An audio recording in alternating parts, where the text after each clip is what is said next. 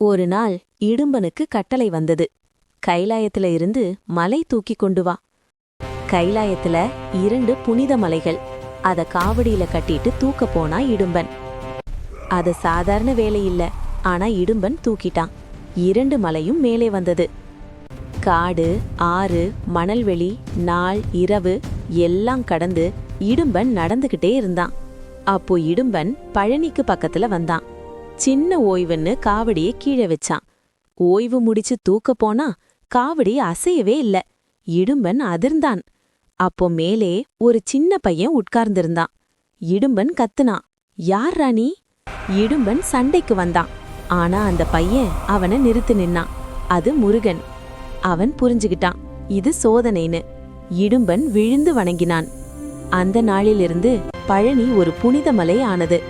இடும்பன் பெயரும் காவடியும் இங்கேயே வாழ ஆரம்பிச்சுது.